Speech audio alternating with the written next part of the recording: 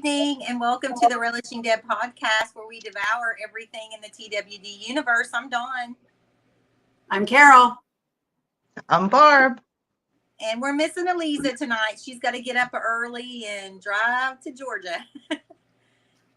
And we're waiting on Santi. He's running a little late, so we'll just talk amongst ourselves.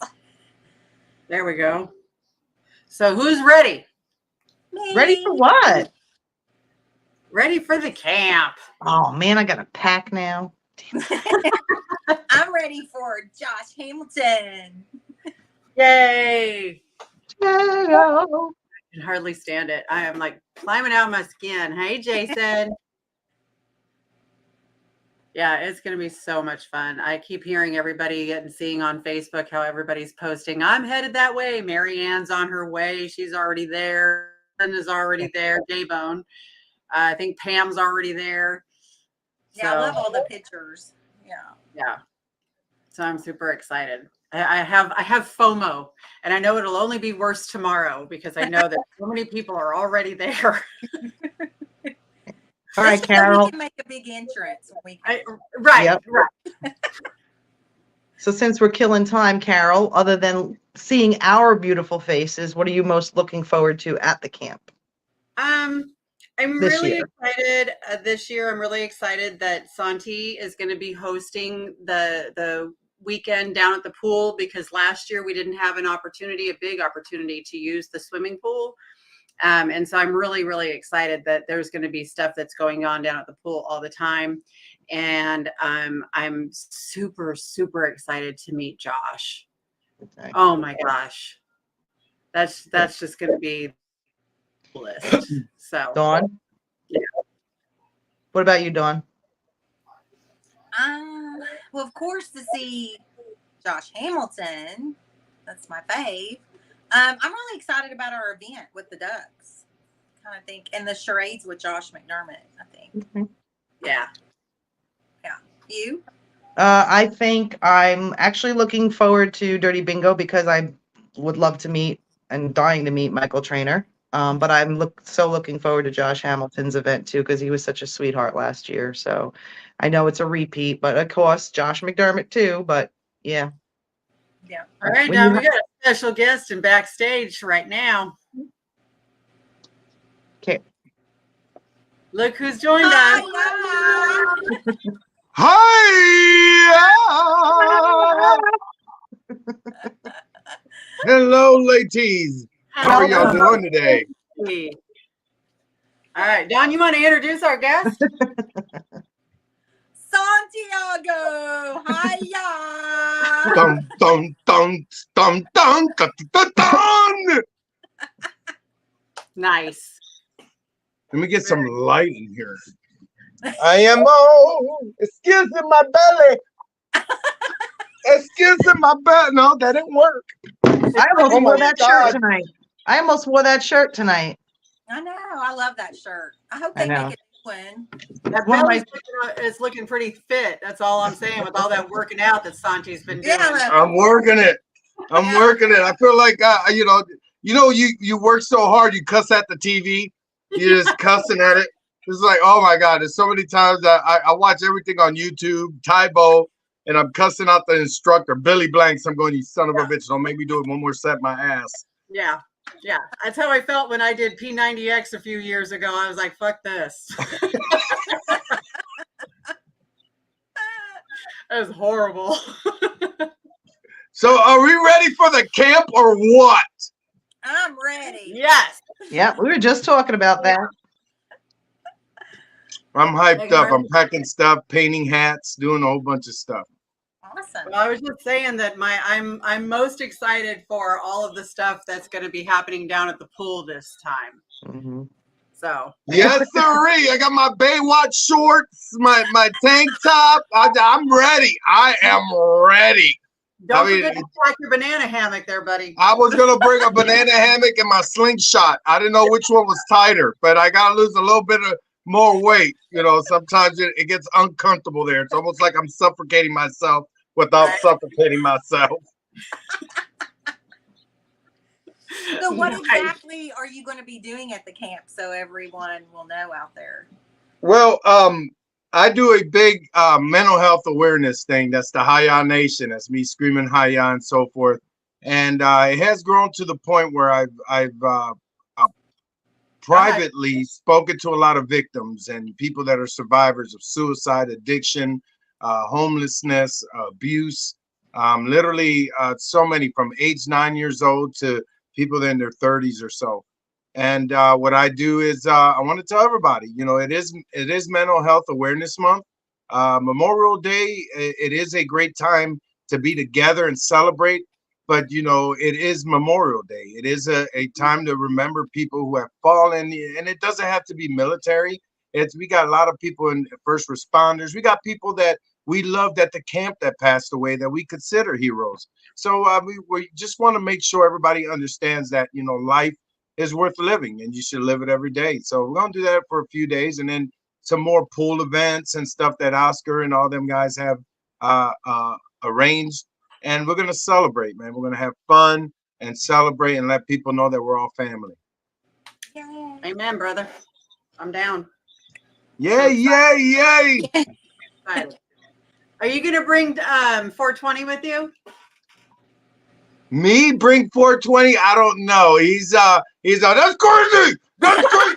What the hell? Oh my God. Look at all the ladies. Look at them. Stop. No, hell no. Hey, Carol, what are you doing? Stop. I'm just saying. Hello, Dom.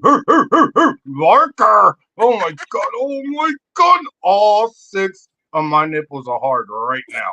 I just can't. I can't. All right, Barbara.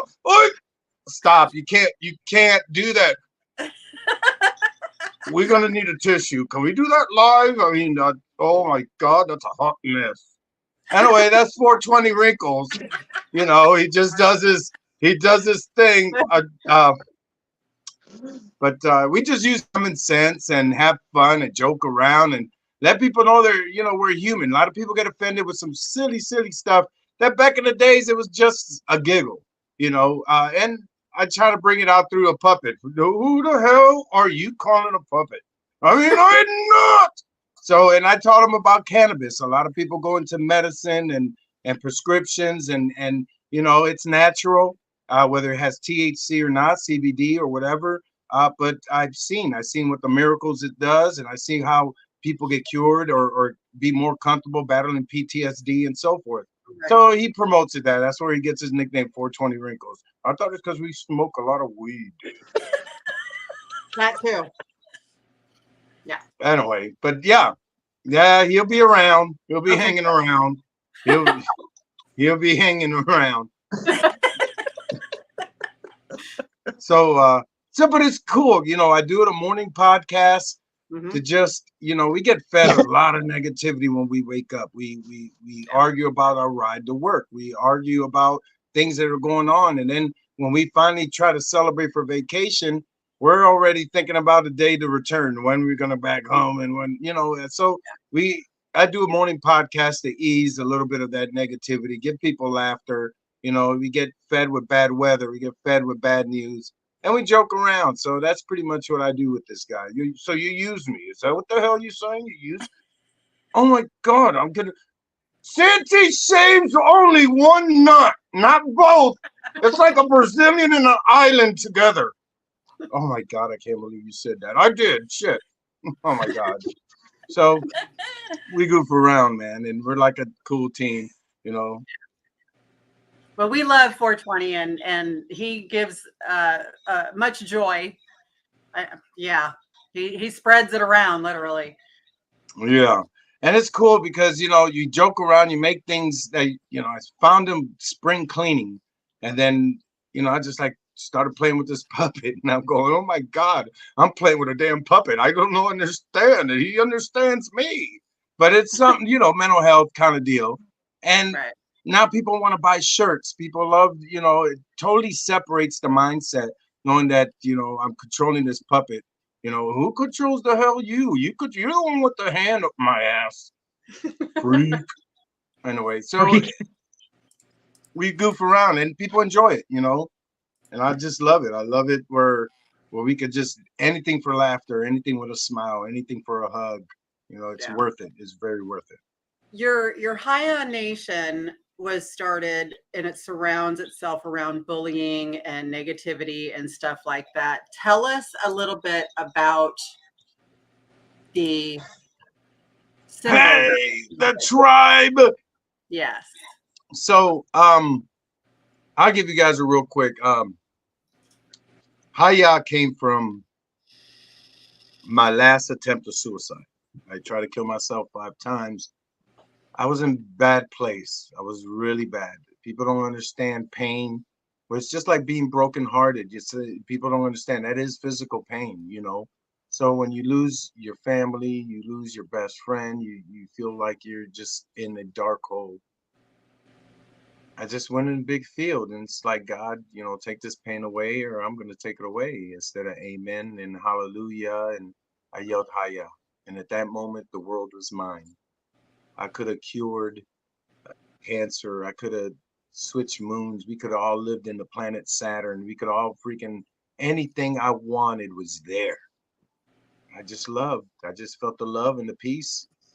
And it was like unexplainable because I felt guilty for so much stuff and I controlled everything. I could tell the wind to stop. I could tell bugs to form. I could do anything. And I just wanted the love and peace.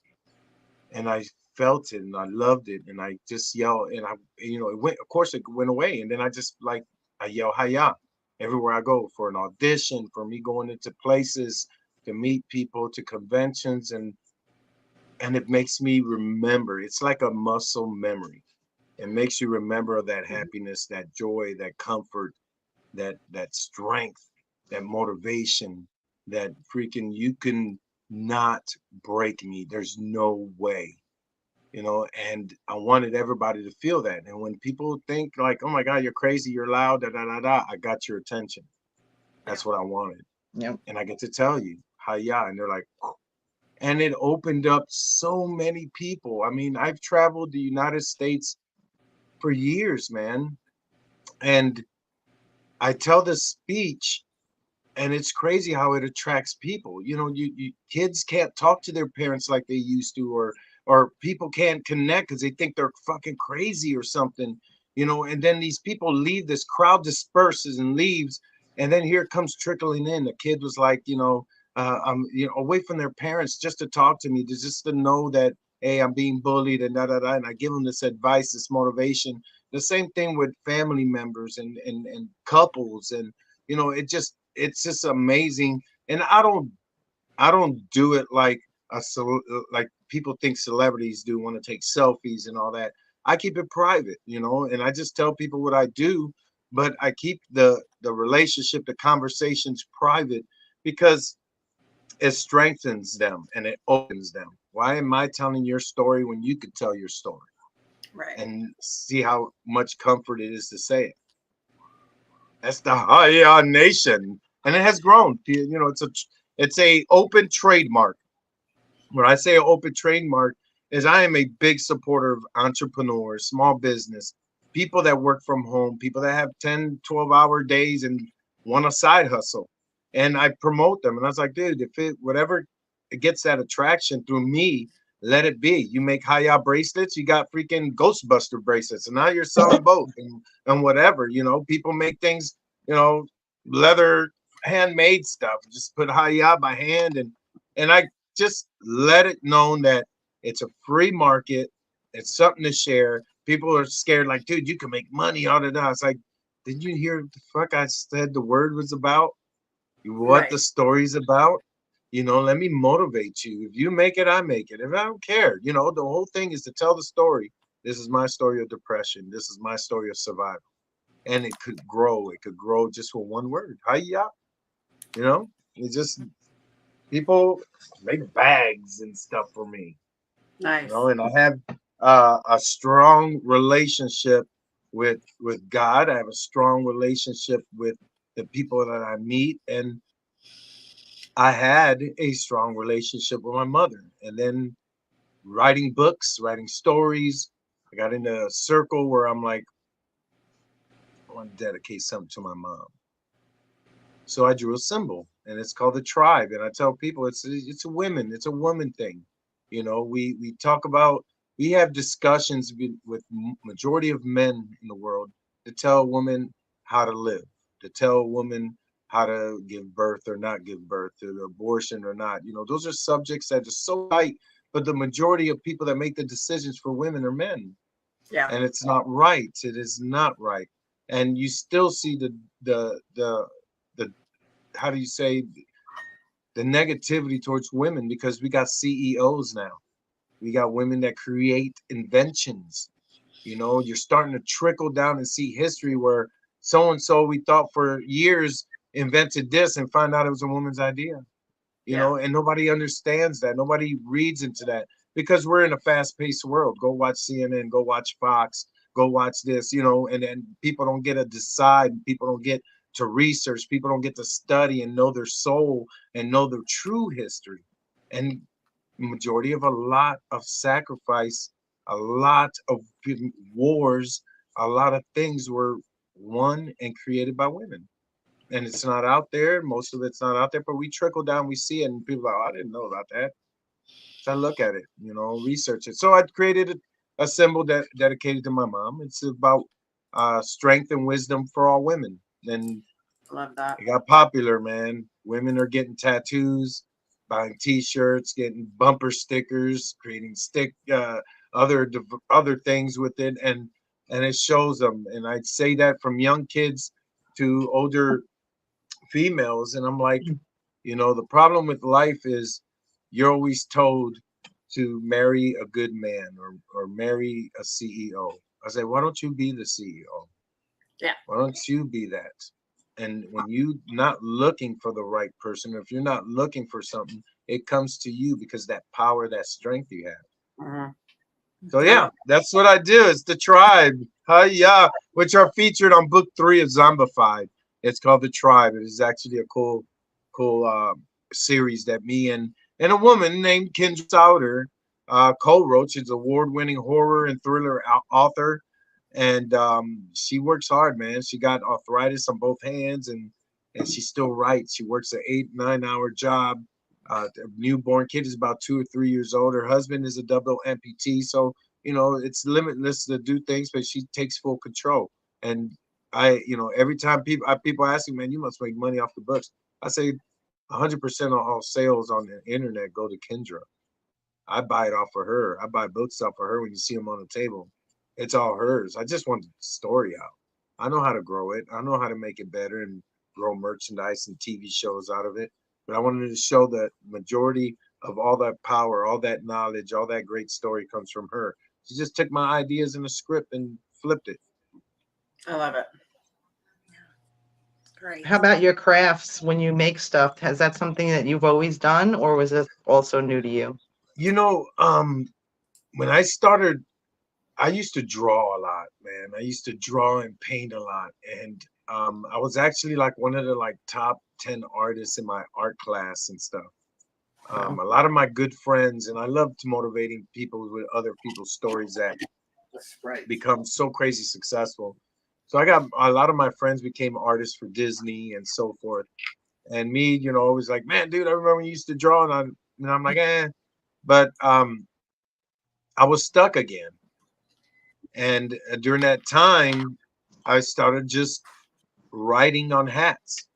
Your negativity won't break me. You live life, follow your dreams, always be you. And people thought that I was just trying to, you know, sell something. No, it was me talking to me. I had to talk to myself a lot. I had to stare in the mirror a lot. So it got to the point where I started doodling more with it. And now I paint them, and I'm in love with horror and stuff. So I do hats in horror, and they're all black light and neon and glow in the dark. And it got big and popular. People from all over the United States buy them, and I paint them, hand paint them. So if someone's like, I want 3 Ghostbuster hats, I literally have to do and paint and draw 3 Ghostbusters hats.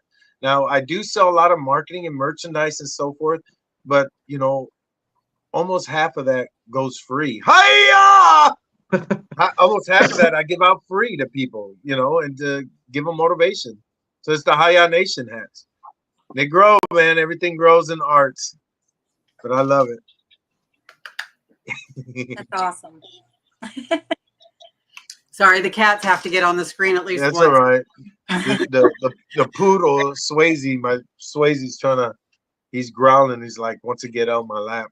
Usually gets on my lap. Swayze Patrick. That's funny. So not everybody knows, but Santi is a veteran. Mm-hmm. Yes. Yes, he I was is. in the infantry, U.S. How- Army infantry. How long were you in the military? I was in for like 8 years. 8 years. 8 years. It was weird because I literally blew my scholarship and partied in college, and I then had nowhere to go. And I was at a smoke break on campus in Columbus, Ohio, and this recruiter comes out to me and goes, "Hey, you got a light?" And I looked at him. I was like, "You got a contract?" And he was like, "What?" I was like, I gotta grow up." That's what I told him. I said, "I gotta grow up." And so I was in the military. I was in the Army, and what was nuts is me being in basic training. We were still in the conflict of Iraq, and we were in a conflict with Panama, and I ended up being a backup for Iraq war, and then I was deployed to Panama, which was literally right after Christmas. And talk about growing up quick. Yeah. So it was pretty crazy. My family's been defending the country since World War II. Grandfather, uncles, and cousins, and so forth. So, Gotcha. but it was crazy. It was crazy. It took a beating of my life. It took me in a different world mindset. But would I do it again? Oh, of course. It's what I'm. It's a different relationship. When I love my blood family, I love my brothers, I love my sister. But my military brothers and sisters, and I get teary-eyed saying this, I fucking love every one of them. And it's a whole different love. It's like almost like as close as you can get to God is that. That's how much I love them. And seeing a lot of my friends struggle from combat, seeing losing a lot of my good friends from suicide. Um, it just hurts that we celebrate freedom, but we really don't celebrate freedom. We really don't. We have discussions of flags. We have discussions of the Star Spangled Banner. We have different discussions of people's rights and so forth. And we got 22 veterans dying every day. Every day. And then you got addiction, you got all this mental health stuff, and then you got Hollywood making these movies looking at us like fucking animals. So I wrote a book. A Veterans Homecoming book. Just to give it a life, give it light, give it life on the subject of military. And it's not just military. You got police officers, you got doctors, you got 911 response teams that work 10, 12 hours and see tragedy every day and not know that when they finally say, I'm going to retire, finally say, I'm going to, live and celebrate, a lot of them die within 5 to 10 years after retirement because their body just can't cope with it. Nobody can see that. As many lives they save, they get a moment and the moment's cut short. Right. So, and it doesn't just involve that, it involves their families. It's hard to raise kids and that were military heroes and they find out later, their parent committed suicide. So it's a struggle every day to actually know what really the definition of freedom. And I think, if we concentrate more on the sacrifice that everybody does, and that includes people that are small business owners that just want to have a store in the neighborhood and want to have, peace with their community.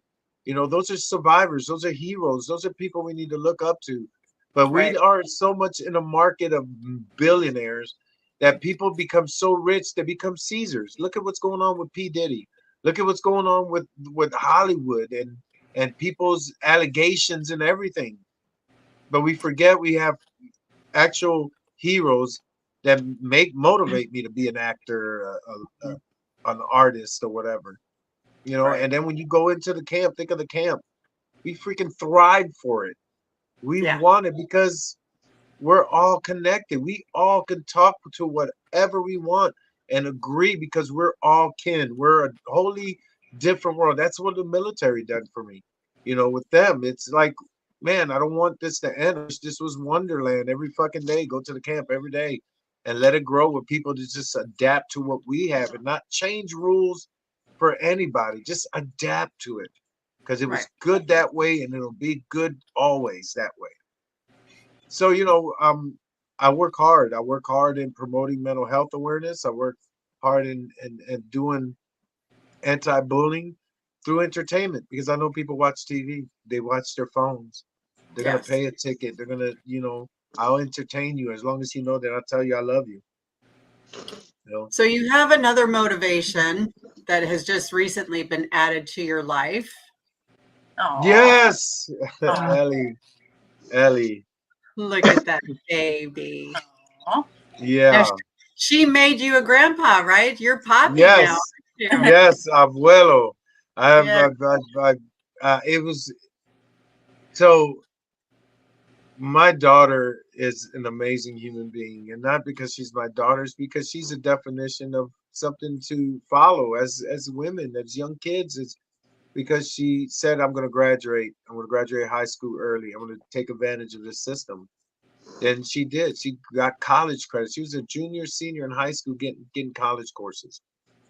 And then Wow. she goes to college at Martin, Tennessee Martin, UT Martin University.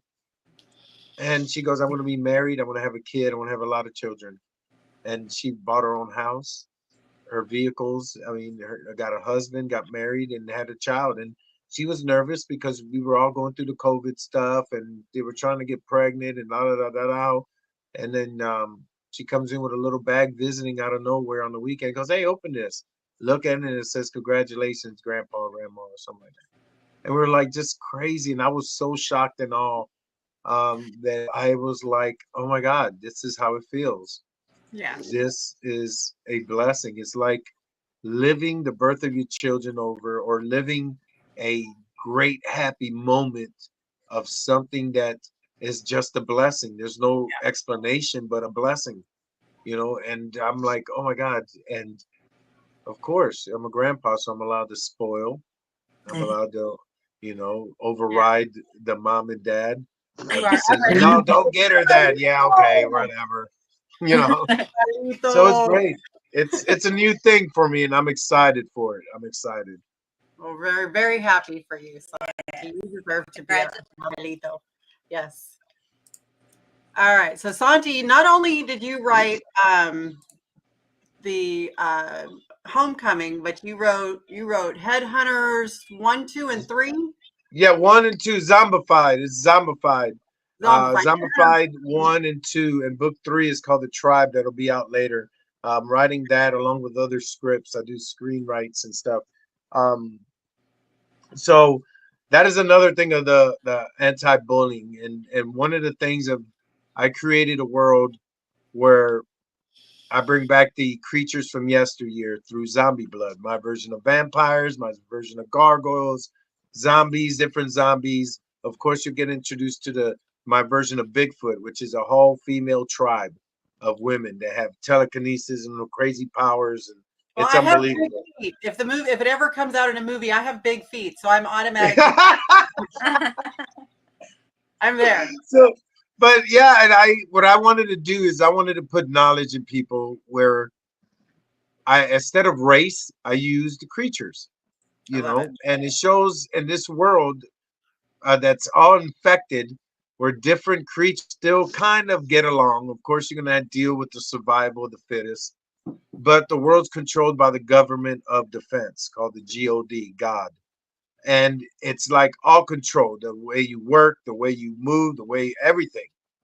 And the whole United States is the beginning of the infection, and is the place where, you know, there's no jail, and so they throw people in this world all over the globe, and it grows to be a society just like Escape from New York and a lot of the Walking Dead kind of scenarios, but it deals with creatures and monsters and you know the whole thing.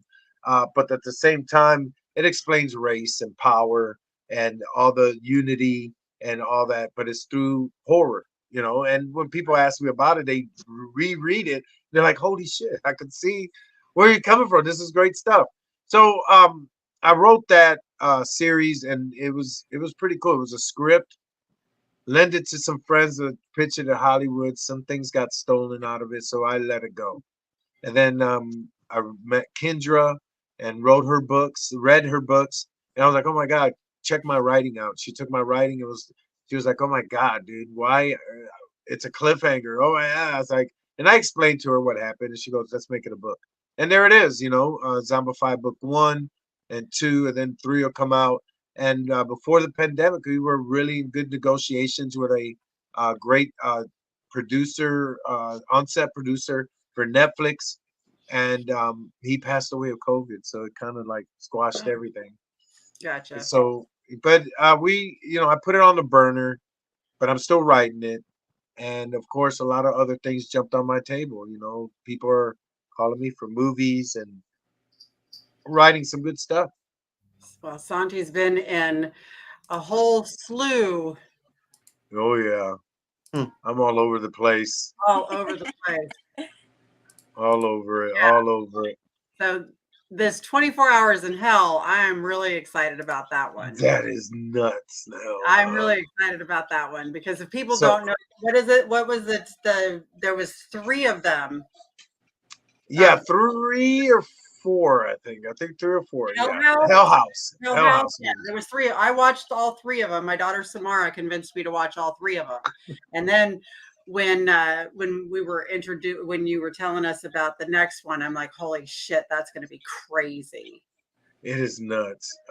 It is a reality, non-scripted show where I go in as the host. We have a small paranormal team and a crew, a film crew, and we invite the viewers. We invite people that was like, "Oh, I want to go into paranormal." It had nothing to do with the paranormal, just intrigued about it. Yeah. And they spend 24 hours in that house. Over 200 years old, has so much evidence because they use it as a haunted attraction. They Right. film it for Hell House. They do a paranormal investigation. The place is so crazy haunted. And we do different things like a game show. You're not just going to do investigations like a regular show does. You We're can't ever doing do anything seance. normal, right? It's totally different. We do blackout, total blackout with green fluorescent um, paranormal investigation. We do seances. We do a lot of the history. We do a lot of the mystery with the electropods and a whole bunch of crazy Ghostbusters equipment. And it's 24 hours. You fly in, you go into a hotel and chill for enough to rest, and then in the morning they pick you up, take you to there, and you get straight in there and locked in for 24 hours. And if you want out, you want out. But you can't come back in. But after you get out, of course, you do interviews, you do a lot of things, and then they do the editing and try to work everything out within the next few weeks or so with experts, straight out experts, and they give you the evidence and they put the show together. It's a TV show, you know. That's very cool. Yeah, Mark Roberts said that you've been in a lot of stuff. He said you've also been in a lot of porn too. Yeah. Yeah, only midget porn. Midget porn. I like the short ones, the little short ones. So it's just, you know, I'll be nubbing. Ladies, you got any questions for Santi? I feel like I'm saying all. So where's this house at? It is in Lehighton, Pennsylvania, which is history of it includes like Dutch settlement, of course, a lot of natives, a lot of Romani gypsies. People call them gypsies, but Romani. But it is unbelievable. We found an ancestor to that house, and 200 years of history. This person, it was crazy because the history has been brought down to generations only through the family and nobody else, because it was such a market. It was a bar, it was a hotel, it was a speakeasy, it was a hospital for war during Civil War. I mean, this on and on. And then the town next to it, that's now a river, is flooded, and there is a town underwater, and it is so freaking nuts. The whole place is haunted. I mean, you can't. I have to talk to the toilet before I sit down. Make sure the toilet ain't haunted. I don't want to have. I don't need to be sodomized by a ghost. Let me tell you, I don't want to sit down. Next thing you know, hold on, this shit ain't coming up, and something's going in. Something's going in. Oh, so I make sure I dap a little holy water in the toilet, and just mix it around like Kool-Aid. Make sure I get in. So. So crazy. I was going to ask you a little bit about being on The Walking Dead, of course. Yeah. So did you watch the show? Was you a fan before? No. Okay. I never. I'll be honest with you. I was. This is such a funny story, and it's like the great story about it is people laugh, even the actors and all them guys. So I was filming a mini series for Fox in Louisville. I call it Louisville. I pronounce my S's. Thank you. But anyway, for Louisville, Kentucky, and it was for Fox, a mini series for Fox, and I get a call from my agent late night, and she sounded like freaking like having an orgasm. She's I'm going, what? What the hell happened? She goes, yeah, you're gonna be on The Walking Dead. I just got a phone call, and you're on The Walking Dead. And I'm going, what? What? The Walking what? She goes, The Walking Dead, the show, the fucking Walking Dead. She goes, I said, what's it about? She's like, are you shitting me? Are you about? It's like, no, what the? I'm serious. She goes, it's about freaking the dead coming to life, about zombies. She goes, shh, don't talk to them like that. They call them the walkers. That's Walking Dead. I mean, the whole spiel about it. And I'm going, okay. So I had to go from one set, went home, washed my ass, went to Peachtree, Georgia, and I get these weird emails and these codes, and I had to follow it. So I didn't know it was a secret set. I didn't know. So all these emails are fake, and I got to look for this code to know which is the real email. And then I go in, and everybody's looking at me, and I'm with all the extras. That's how it is, a big tent, right? So I go in with all the extras. Then they're like, you go with the governor's guys, the governor's men. And I'm going, governor who? Who's the governor? What? And they're like, the governor. And I'm like, okay, who do they look like? Anyway, that whole deal, that was my whole time for 3 weeks. So I go in with this governor group, and then they have someone from the main set grab me and take me with the cast. I was hanging out with everybody. And I didn't know them. I didn't know Norman. I didn't know none of them. And so I'm having conversations with these people and not knowing who the fuck they are, except when I saw Herschel, when I saw Scott Wilson, I remembered him from watching Streets of San Francisco. I'm a freaking late 70s, 80s kid. So, right. Streets of San Francisco, Beretta, and all these shows. And I'm going, oh shit, you're Scott Wilson. And I remember you, Beretta. And he's flipping out like, he goes, son, how old are you? And I'm going, I'm just like, I'm so-and-so years old, whatever. And he was like, that's amazing. I said, yeah, I used to watch it with my dad. It's like the greatest moments. So every time. So one time they were like, you got to go with the walkers. And I was like, walk where? Kind of like that. I swear to God, I'm not making none of this shit up.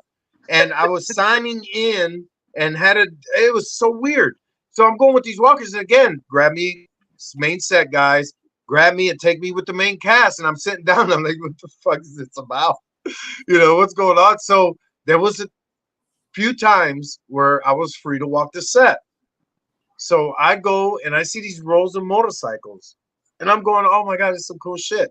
So I get on them, and then there's this person comes up to me and goes, you can't get on that bike. I was like, why? It's like, that's Daryl's bike. I was like, who the fuck is Daryl? I was like, what are you talking about? And this is straight up shit. And it happened twice to me. Then I go and I met all the main cast. I met the writers. I met Robert Kirkman. I didn't even know he was the fucking writer. I didn't know none of that. I mean, literally everybody. I was hanging around with Chandler Riggs' family. They played music. They got a band called the Riggs, and we were talking about that and stuff like that. And then I go and walk where all these walkers were, and there was this woman that had a complete face blown, and I'm going, holy shit. And she goes in her mouth and comes out and there's a fucking cigarette. And she's smoking a cigarette. You can't even tell. And I'm going, oh my God. And here's this dude that shows up dressed like a security guard. And he was like, hey, this is great shit, you know. And I'm going, looking at him because he had a fucked up accent. And I'm going like this, looking at him. And here comes this main security people from the main cast. They're like, we're ready for you. And I'm like, all right. So I thought it was me. I didn't know it was fucking Andrew Lincoln next to me. I didn't even know. I was just bullshit with him and talking to him. And he's like, it's fucking amazing, isn't it? And I'm like, yeah, this is crazy shit, ain't it, dude? It's like, I mean, that conversation, me and him, it's just me and Andrew Lincoln just bullshitting and laughing. And we going in, and I thought it was fucking weird. Giving me high fives. You ready? So one of the great experiences with Scott Wilson was to become Herschel. He burped. So it was like, ready, sound, and he burps. You can ask him. I mean, God rest his soul. I told people to ask him, and they were like, "Oh my God, how did you know about that?" It's like, it's Santiago. Yeah, that was my first show I ever did autographs with him, and the whole time. And then everybody's like, "We're gonna miss that. We're gonna miss that, or whatever." And I'm going, you know, like, what's going on? So they removed all of us. Only kept a certain group. And I turned my head for a minute to go freaking take a leak and come back. And everybody's crying. And I'm going, what's going on? And they're like, they're going to kill Herschel. He's gone. This is his last week. And I'm like, and I'm going, who's Herschel? And they're going, and it goes, you, oh, and they keep going like, oh, yeah, you. And I was like, oh, Scott. You know, so we had to keep that in secret. Didn't know that because I had to turn in my script. I had like so many different scripts. I had to turn it in at the end of the day in this big locked box, little size scripts this big. And then it just get on and on with that. For Andrew Lincoln to become Rick Grimes, he freaking pisses off himself. He literally gets mad. And they killed my wife, and then he's hitting himself in the bill with this freaking gun, and he's and all of a sudden he's from European, or it just turns straight out Southern. I was like, holy shit, he got bit by a redneck bug. So what happened? And I mean, it was crazy shit. And so I'm hanging out with these guys, you know, I'm celebrating Chandler's birthday on set. He had this big cake that was a machine gun looking cake, and I'm like, this is crazy. So, you know, just things like that. You know, I got to hug, and Lauren came up to me and hugged me because I did these scenes and gave me a kiss on the cheek, and then I met all the actors. The governor was funny because we did like 2 takes because he had his patch up the whole time, and he was like, "What the hell is wrong with that?" They're like, "If you put your patch down, we can film you." And he goes, and everybody's laughing. We were all enjoying, you know, it was crazy on set. And then you see this freaking headless Herschel just moving its mouth, going on a fucking stick, walking around. And I'm going, if I didn't get bit by George Romero at that time, it was unbelievable. You know, I'm meeting Norman Reedus, so I didn't even know his name at that time. He was bullshitting and everything. And, you know, I mean, Greg Nicotero. I knew Greg Nicotero, which is crazy because I just finished a film with one of his buddies that worked on Night of the Living Dead. And I did a film with them, and it was like a short film. And he told me everything about Greg Nicotero. And I'm like, hey, so-and-so. He was like, yeah. And he sat down with me. We having lunch and bullshitting. I mean, the great part of the Walking Dead cast and crew is true fact. They're a family. They're great human beings. They're very supported, and they know where they came from. They know what the fans want and need, and very respectful. And of course, that's me with the crew and people in season 4, and of course, traveling around at different conventions and meeting everybody. But it was a great experience. You know, it was fantastic. You know, I had an extended contract with them. The whole Julio thing, everybody was like, "Who the fuck is Julio? Who's Julio?" I'm like, "Me, that's me."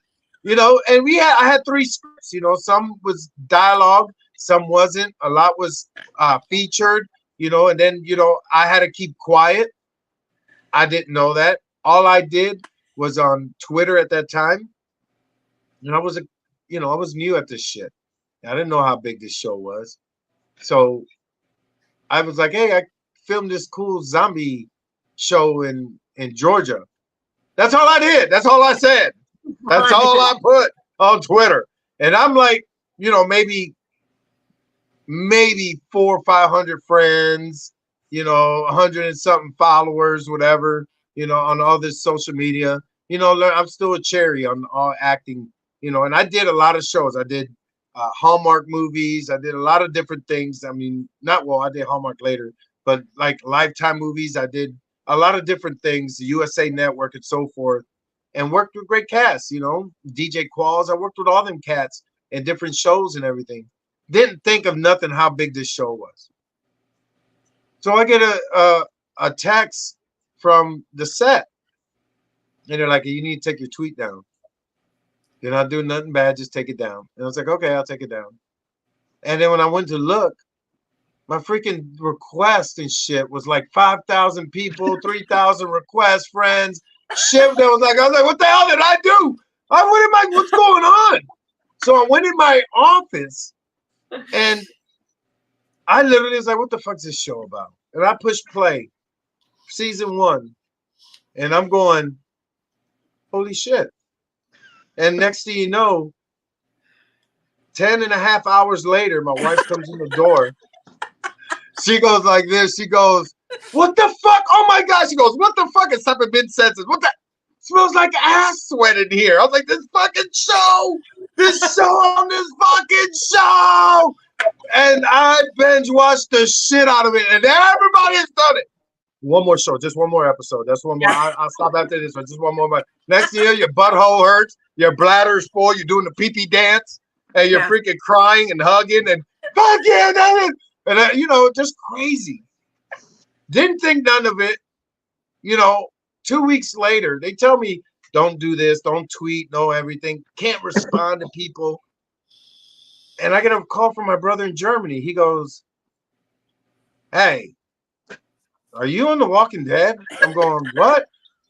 He goes, "I'm going to show you something." And in Germany, there was a fucking billboard of me. And over in Germany, it's Fox Studios. They don't use AMC. They use Fox Studios. So this big fucking billboard has me and the crew at this jail. And I'm going, "Oh my God." Ah! And I'm going, "Oh my God, this is crazy." Next minute, I go on, and I was using Yahoo. Next minute, I go to Yahoo, and on the front thing is Rolling Stone magazine talking about the prison. And there's me and the crew right there in Rolling Stone magazine. And I'm going, this is fucking amazing. Wow. Flipping out. Crazy stuff.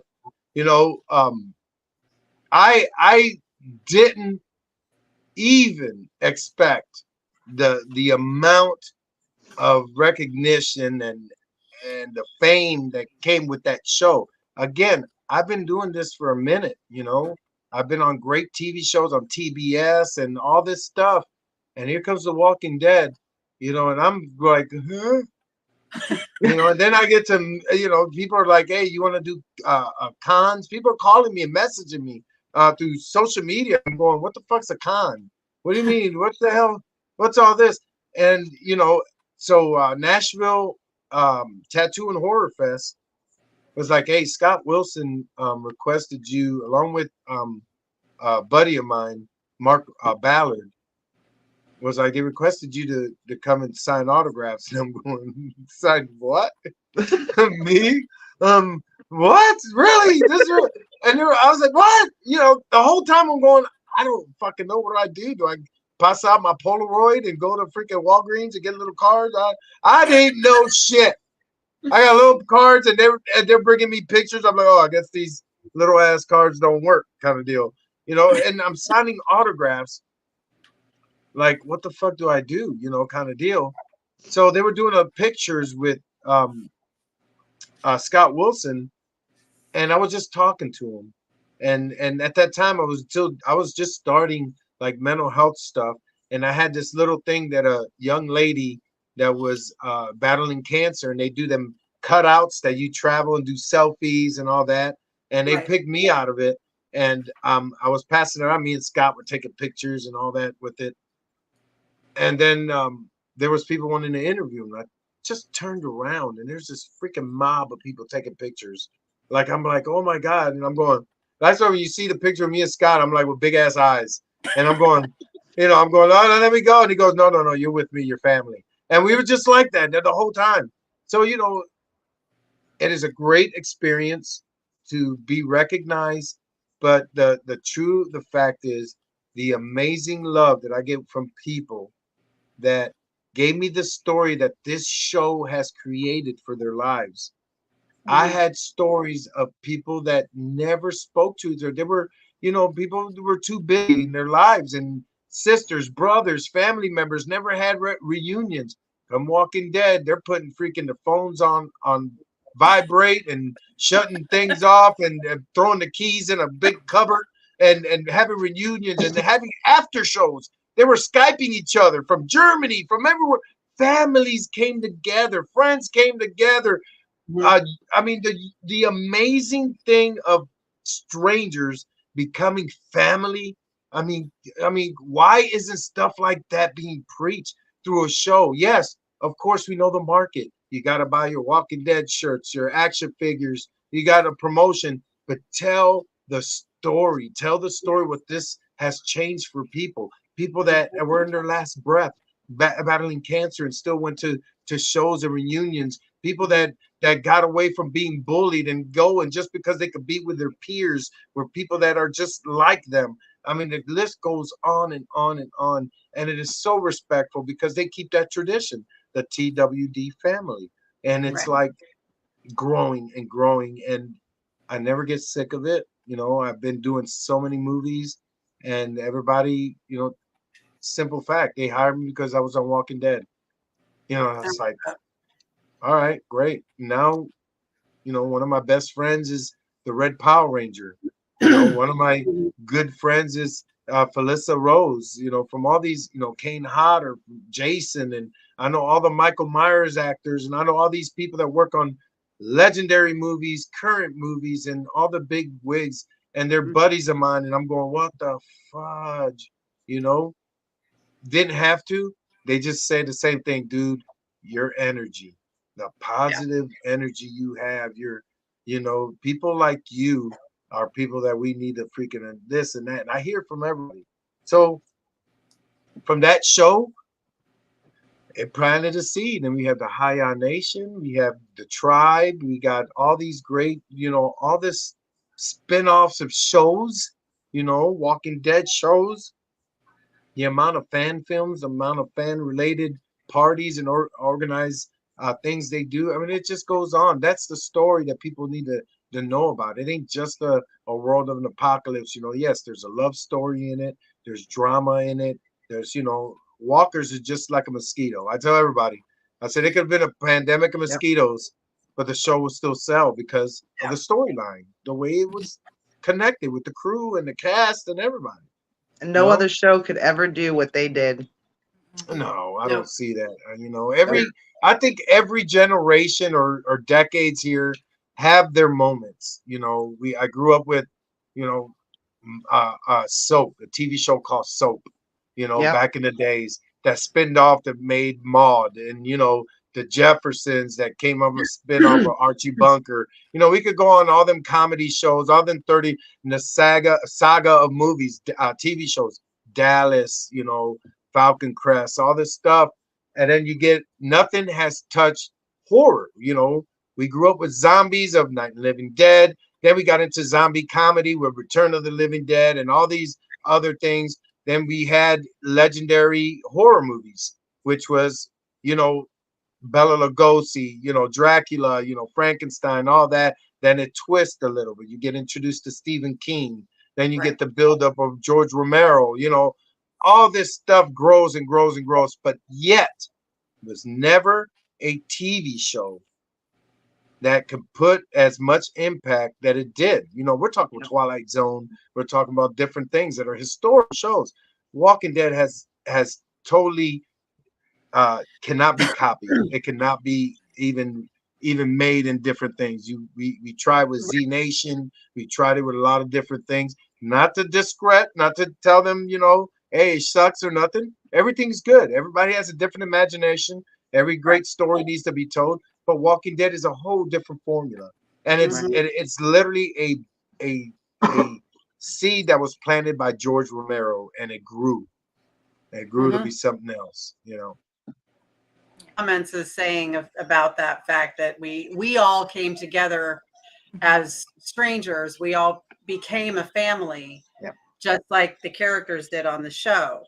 And there hasn't been a fandom that's been able to do something like that. The Trekkies, they came close, but still, and Star Wars too, but there's never been a show quite like this. You know, Right. and it has brought so many people together. And you're right when you touched on the basis of, you know, we can go to places like the camp, or we can go to Fandemic or Scarefest or wherever, and we can be unified by one particular topic, and therefore there's no division. And there shouldn't be a division because we all have a common denominator. And I think that that's important too. Yep. And no other show has done that. Nope. So, you know, What a I love family. one of the things about it is the comic books are fantastic. mhm. You can't take away from the comics, the whole graphic novel. It's an amazing story. Of course, you know, to turn a comic book to a TV show, you got to change a lot of things. You got to add a lot of things, but it still worked. Now, you know, the legal part, you know, Robert Kirkman has sued AMC, has still going through a lawsuit, I believe. The original writers, of course, there's a lot of different things in that market that's legal wise. But the great things is, out of all the trouble, they still focus on the fans. They still focus on just telling the story, you know, all that stuff.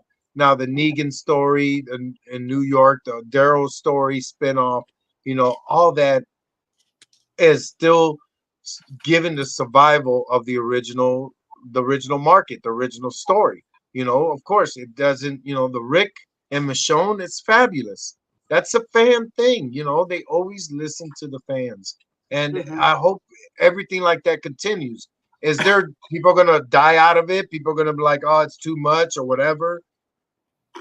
Look at Star Trek. You know, look at Star Wars. All that stuff is an entrepreneur that grew to a market that's unexplainable. You know, Robert Kirkman created something out of a pitch. He had it going, and he told him, it's like, look, I got this story about aliens and zombies. And they loved it. They read it. They came back. He was like, they were like, yeah, we love it. Oh, this is amazing. But when does the aliens come? He goes, I just bullshit you. I wanted you to read the script. I wanted you to get into it. Because he knew these people were alien fans. They were Trekkie fans and all that. So how do you get in? And he, you know, if you guys never been to Kentucky and Cynthiana, Kentucky, you guys should take a trip there. I live here. That's great. It's a great little town. I'm very impressed with it. I had the Kirkman family. They gave me the bed and breakfast, because right across their bed and breakfast that they own is the actual hospital.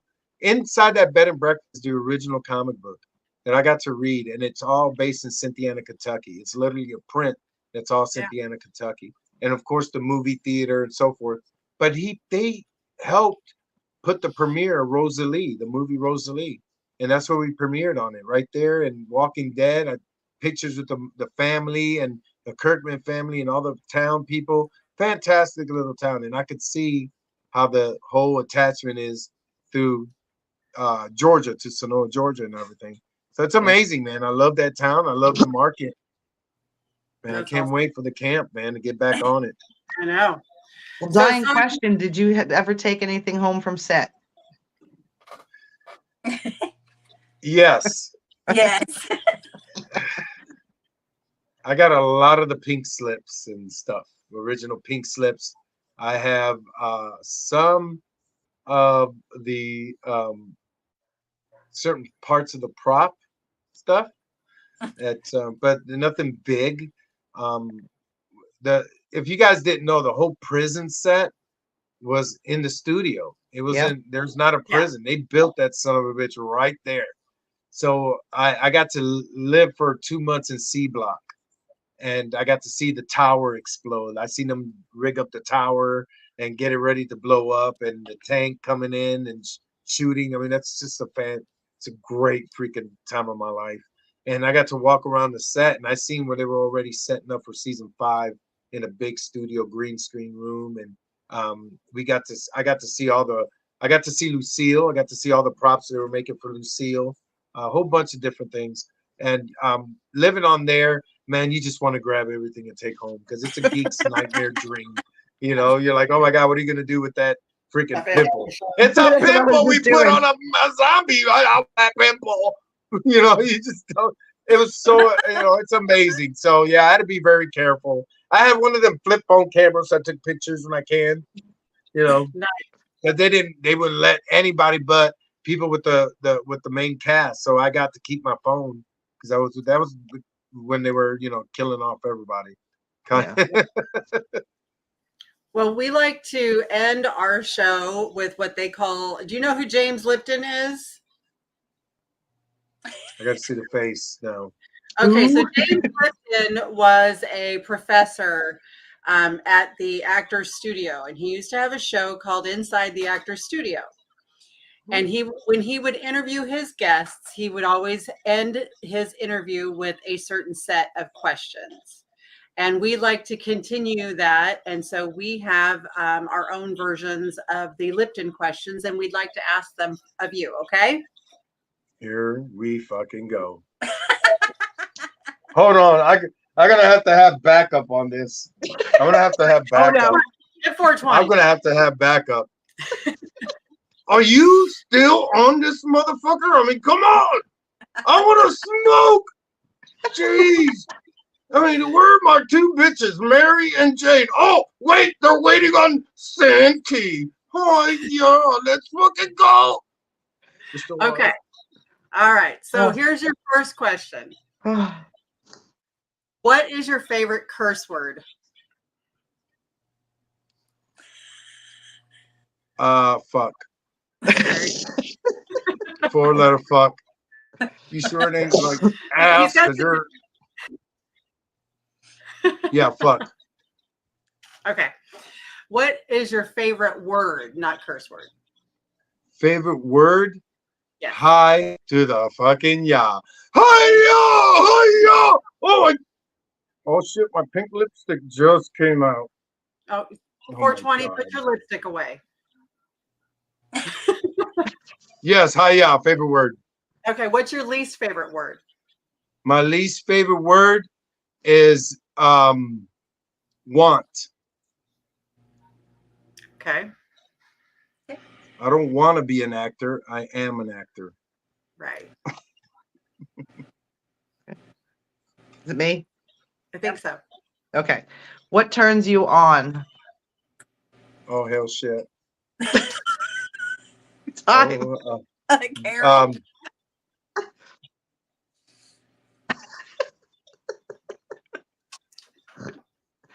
Now my nipples are hard. I would say, oh my God, I'm a freak. I'm what turns you on? I mean, God, dog. Women with baseball caps. Oh no, that's Carol. Money. I'm bringing all my dollars. Oh my God, I'm out. I don't have one close by. Okay, I what think turns you women are stronger and sexier. I love ball caps, especially what turns you off? what turns me off. Um, I would say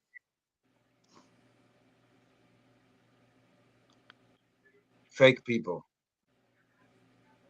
Just literally, someone's fake and they're just riding a train. Yeah. Okay. All right. If you could have a dinner party and you can invite 3 actors or actresses, dead or alive, who would they be? Jack Nicholson, Keanu Reeves, Wow. and Harrison Ford. Ooh. Nice. Nice. Very nice. Ooh. Okay, Dawn. What's your favorite sound?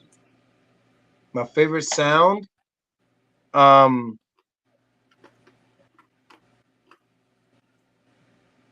would say silence. I That's a agree. good one. Yeah. What's your least favorite sound? My least favorite sound, people honking horns. Okay, so if you can invite 3 musicians or bands that are alive to a birthday party, who would you invite? 3 musicians or a band to a birthday party. Oh shit. Okay, Rainbow Santee has cometh to the equation. I'm all about.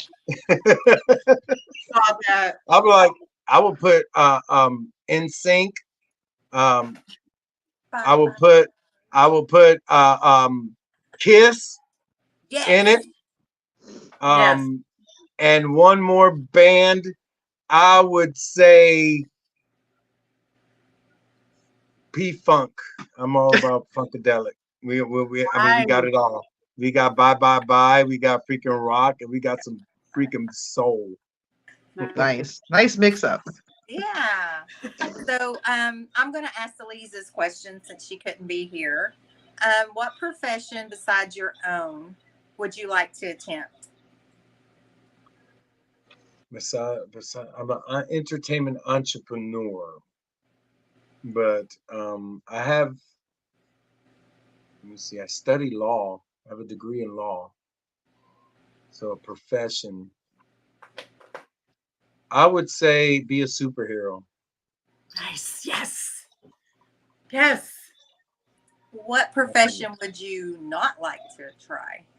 Um, professional ass cleaner. I don't know. Henry, this is the 3rd time you shit today. I know you like my hand, and I know you like them wipes. You need to calm down. I'm going into 15 gloves.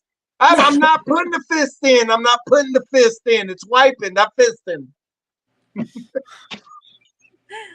And the last one, if heaven exists, what would you want God to say when you reach the pearly gates? Live life, follow your dreams, and always be you. Nice. HIYAH. HIYAH. I love it. Well, thank you, Santi. This has been wonderful. I'm super excited to see you in just a few days. I know the girls are as well, and everybody in the audience. We are so damn excited. And the pool party is going to be off the chain. It's gonna be good. I'm gonna have my Tom Selleck look. Let me tell you. No, much love to you guys. I really adore you guys. Thank you. We love you, Santi. Love you. Hi, ladies.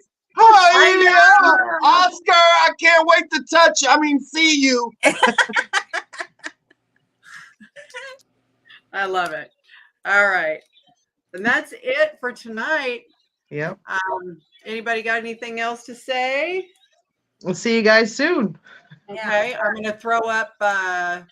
Oh, and thanks for all the HIYAH people coming over to the group. Yes. Yes. Oh, that was great. For putting that. I really, really appreciate all of the new likes and followers. Yes. That was awesome. That was spectacular. Yes. We like to thank our Patreons and financial supporters of our show, Destiny Larmar, Terry and Kay Collier. Sandy Morrison, Tracy Killen Stokes, Ben and Melissa Gilbert, Pamela Blythe, Marianne Craig, Brandon Kay, Jason Cone, Wesley and Sarah Hale, Randy Nickel, Jasmine Mullins, Edward and Diana Ponce Krupa, Melissa Patterson, Jason Hill, Casey and Katrina Florick, and our very own Dustin Baker. And a very special thank you to Oscar and Casey. All right. And where can they find us, Dawn? We are on Facebook. We have our Facebook podcast page where the podcast is, and then we have our group page where the games and prizes are and announcements. We are on Instagram, YouTube, Spotify, Twitter. And we have merchandise. And why would people want to be Patreons, Dawn? Because we give back to the TWD community. And we really like to thank Oscar for that. And like when I know Santiago was talking earlier, when I first wanted to start this podcast and I collaborated with the ladies, Oscar and Casey were the first people on the phone to support us because we wanted to give back to the TWD community. And I just love our Big Ho family. Yep. Yes. Yes. All right. Well, we will see most of you in just a matter of days, and we are super, super excited. And if you happen to catch Santi out in the wild in his banana hammock, take all the pictures, please. Yes, and follow him. He has a page where you can subscribe. Everything. Look him up. Tell him your stuff there, Santi, real quick. Yeah, I have, of course, all social media from TikTok, Instagram, Facebook, of course, and LinkedIn. There's a slasher app for you horror fans. There is a slasher app. Also, I believe there's a camp app, the camp app. Also, what I do is simple, man. I do things to support mental health awareness to the point where I created a show in July in Paragould, Arkansas. It is called the HIYAH Nation Paranormal Horror Show, brought to you by my good friends, Scared City, my partner, Scott Bainey, which you guys are going to meet at the camp this weekend. We love Scott. And he's a great human being. He's got a motivational story. And we create movies together and shows, and we got him in some good business that we're going to do further stuff with Oscar. But the Paranormal Horror Show is based for mental health. Not only will we have celebrities from horror movies, we'll have over 100 vendors, but we have therapists there, counselors there for people for mental health awareness. Want to talk about bullying and so forth. And we have good friend Nancy, who is an artist, and she's a Michael Jackson impersonator. So she's going to give us a Michael Jackson tribute concert. And it's amazing, man. If you ever seen her, she looks just like Michael Jackson. It's crazy. She's a beautiful woman. She goes into Michael, and you're like, hee, kind of deal. So fantastic thing. And then we have wrestling with wrestlers from WWE, NWA, the show Netflix show Wrestlers, and it's an anti-bullying, suicide awareness wrestling show on that Friday night. It's Saturday. We have a movie night. And we kick it off on Thursday with a big slasher party, cosplay, celebrity meet and greet, and so forth. Paragould, Arkansas, July 11th to the 13th. Go to scaredcityproductions.com. Yay. All right, guys. Well, we'll see you in a few days. We love you. Bye. HIYAH! HIYAH! HIYAH!